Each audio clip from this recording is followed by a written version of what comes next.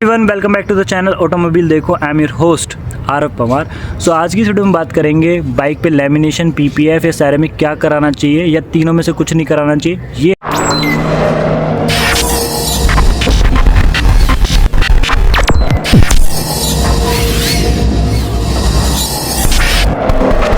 है बुलेट 2025 का मॉडल। मैंने अभी रिसेंटली परचेज़ किया और इस पर हमने क्या कराया वो भी आपको बताऊंगा, क्या कराना चाहिए वो भी बताऊंगा और कितने का होता है, प्राइसिंग, सारी चीज़ें आपको इस वीडियो के अंदर देखने को मिलेगी।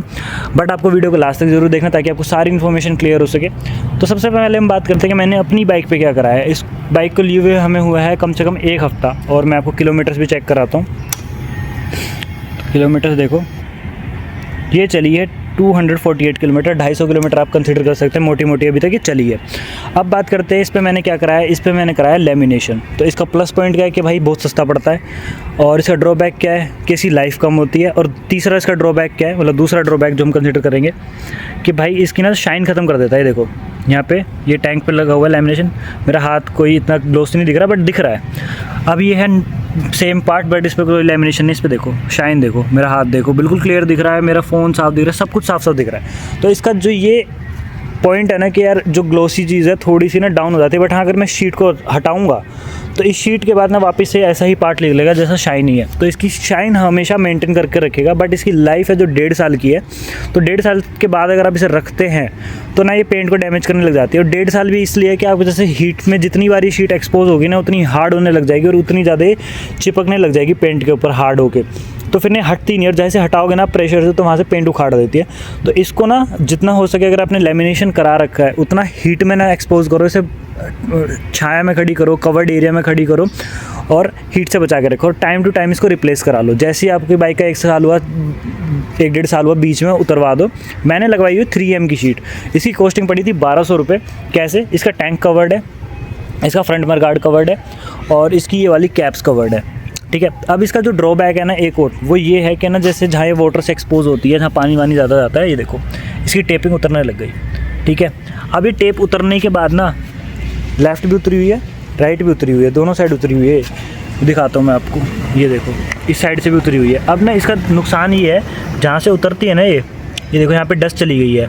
अब जहाँ से डस्ट जाएगी यहाँ स्क्रैचेस तो लगेंगे ही लगेंगे। अभी तो मैंने चेक कर लिया, मैं जाके इसको रिप्लेस करा लूँगा।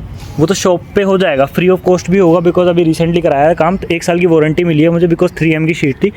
बट पॉइंट ये है कि भाई मैं माइंड से तो फ्री नहीं हुआ ना, मैंने काम कराया कि मेरी बाइक ख़राब ना हो।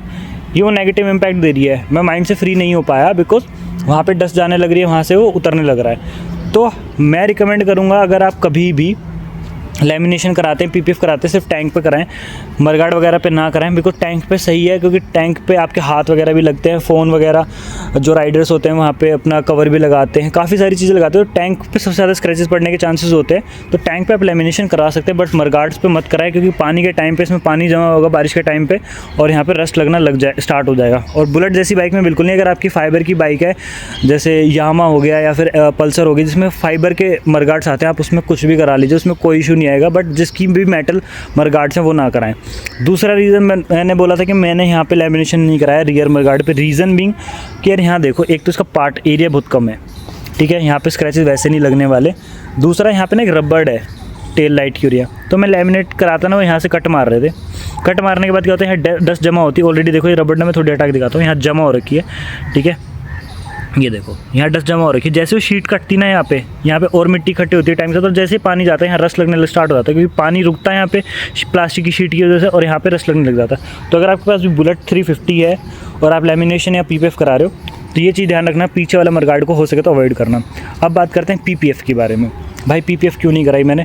पीपीएफ ना एक सिंगल शीट नहीं लग रही थी, ऐसे शीट लगती, यहाँ से कट लगता जहाँ से टैंक मुड़ रहा है, इधर एक कट लगता, और दोनों कट के बाद इधर लेफ्ट साइड और राइट साइड दोनों साइड अलग अलग शीट लगती है। तो 3 शीट लगती है एक टैंक के ऊपर, जहाँ पे 3 कट की वजह से ना, मान लो यहाँ पे मैं ब्लेड घुमा रहा हूँ तो यहाँ पे कट के निशान लगता, जब अभी नहीं दिखता, बट जब शीट रिमूव होती ना पीपीएफ की वो दिखता, तो यहाँ पे भी दिखता। तो 2 कट वैसे ही मैं ब्लेड लगवा लेता अपनी टैंक पे, तो कोई सेंस नहीं था उसका। एक और पॉइंट था कि वो एक्सपेंसिव थी। ये पड़ी है मुझे 1000-1200 रुपये, मान लो मोटा मोटा अगर मैं मडगार्ड ना कराऊँ 1200 की तो पड़ी है जेन्युइन। और अगर मैं पीपीएफ कराता तो वो मुझे पड़ रही थी 6500 रुपये की। उसकी वारंटी ज़्यादा थी, उसकी 2.5-3 साल की वारंटी देने के लिए तैयार था शॉपकीपर, बट मैंने इसलिए नहीं कराई। एक तो 5x हो गई इस अमाउंट से, 1200 से कहाँ 6,500। टाइम टू टाइम मैं इसे चेंज करा सकता हूँ, उसे कराता, ठीक है, वो भी 1.5-2 साल में 2 साल में चेंज करानी पड़ती, ठीक है। और दूसरा स्क्रैचेस की वजह से कि भाई टैंक पे मैं पहले ही अपनी जगह 3 जगह ब्लेड चलवा रहा हूँ, इसमें मेरा ब्लेड कहीं नहीं चला, बस टैंक के यहाँ चला है और एक इस वाले के यहाँ चला है, बिल्कुल इसके एजेस पे, और वो भी टैंक पे टच नहीं होने दिया, शीट ऐसे उठा के हल्की सी यहाँ से काटा था, तो टैंक पे नहीं लगा ब्लेड, ठीक है। अब एक और जो PPF का जो मुझे ड्रॉबैक लगा इन टर्म्स ऑफ कि 6,000 रुपये में आप दोबारा भाई टैंक भी रीपेंट करवा सकते हो, मतलब 6,000 में आपकी आधे से ज़्यादा बाइक रीपेंट हो सकती है। इतना एक्सपेंसिव जाने की जगह अगर आप चलाओ ऐसे बिना कुछ कवर कराए, स्क्रैचेस पड़ेंगे तो भाई रीपेंट हो जाएगी सेम ओरिजिनल। इवन बुलेट के शोरूम से बोल रहा हूँ मैं, आप करवा सकते हो टैंक को रीपेंट, ठीक है। अब बात करते हैं किसे करानी चाहिए इन दोनों चीज़ के बारे, दोनों चीज़ भाई नॉर्मल कोई भी अपनी बाइक पे करवा सकता है, जिसको अपनी बाइक मेंटेन करके रखनी है, अच्छी रखनी है, वो करा सकता है। बट मेरा सजेशन ये है कि टैंक पे कराओ, दोनों चीज़ों पे मत कराओ। और सबसे बड़ी चीज़ सेरेमिक्स, अगर आपकी बाइक ना कवर्ड पार्किंग में खड़ी होती है और आपकी एक हैबिट नहीं है कि आप कुछ भी सामान ला रहे हैं और फिर टैंक पे रख लेते हैं, तो भाई आप सेरेमिक यूज़ करो। सेरेमिक स्प्रेज बहुत आते हैं, अमेज़ोन पे मिलते हैं, लोकल मार्केट में मिलते हैं, उसको यूज़ करो। महीने में एक बार करा, उससे क्या होता है डस्ट और पानी दोनों नहीं रुकता है बाइक मेटल पार्ट पे, मैंने अपनी गाड़ी पे किया हुआ है, तो उससे बिल्कुल आपकी बाइक ना डस्ट फ्री हो जाती है। बट हैबिट ये होनी चाहिए कि उस पर टैंक पे कुछ नहीं रखना है, हेलमेट भी नहीं रखना है, क्योंकि मैं ज़्यादातर ना हेलमेट यहाँ पे रख देता हूँ या फिर यहाँ पे लॉक कर देता हूँ या फिर यहाँ पे लॉक कर देता हूँ नीचे इसको खोल के, तो वो एक हैबिट है मेरी।